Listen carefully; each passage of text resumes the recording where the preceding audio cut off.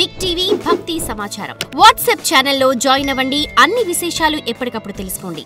గురుగారు, మరొక వైపు చూసుకుంటే గనుక బల్లిని చాలా మంది కూడా అశుభంగా భావిస్తూ ఉంటారు. కానీ బల్లి ఎదురైతే మంచిది అంటారు, కానీ ఒంటి మీద పడితే అశుభం అంటారు. అది ఎంతవరకు నిజం అంటారు? మీరు అన్నట్టు ఆ ప్రశ్నలోనే మీకు ఇక్కడ మీరే చెప్తున్నారు.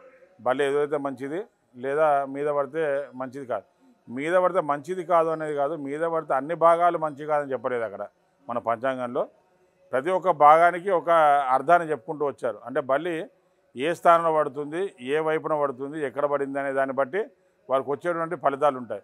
ఆ బల్లి పడ్డటువంటి స్థలాన్ని బట్టి వారికి కొన్ని శుభ ఫలితాలు రావచ్చు, కొన్ని అశుభ ఫలితాలు రావచ్చు.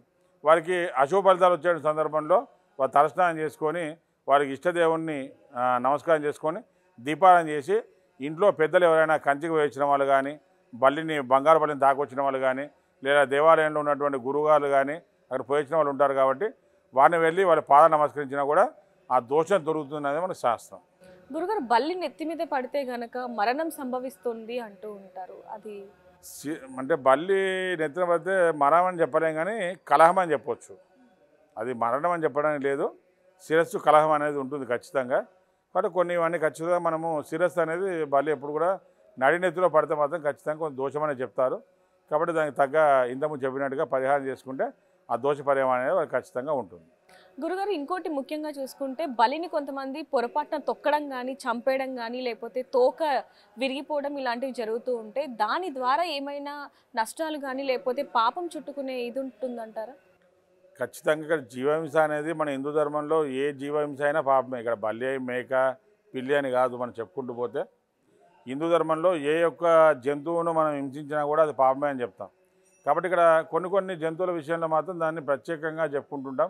బట్ బల్లి విషయంలో కూడా దాన్ని చంపకూడదు అనేది మనకు శాస్త్రం చెప్తున్న విషయం. అటువంటి జరిగినప్పుడు దానికి తగ్గ పరిహారం అనేది కూడా చేసుకుంటే మంచిది. గురుగారు, ఇంకొక వైపు చూసుకుంటే ప్రదక్షిణలు చాలా మంది కూడా గుళ్ళల్లోకి వెళ్ళిన తర్వాత కొంతమంది 1, 3, 5, 7 ఇలా ప్రదక్షిణలు చేస్తూ ఉంటారు. అసలు ఎన్ని ప్రదక్షిణాలు చేయాలండి? కొంతమంది 4 చేస్తూ ఉంటారు, కొంతమంది 6 ఇలా చేస్తూ ఉంటారు. తెలియకుండా అసలు ఎన్ని ప్రదక్షిణాలు చేయాలి అంటారు? అసలు అంటే ప్రదక్షిణాలకి ఇంత సంఖ్య ఏం లేదమ్మా. 1 నుంచి మొదలు పెట్టుకుంటే 108 ప్రదక్షిణాల వరకు కూడా చేస్తూ ఉంటారు.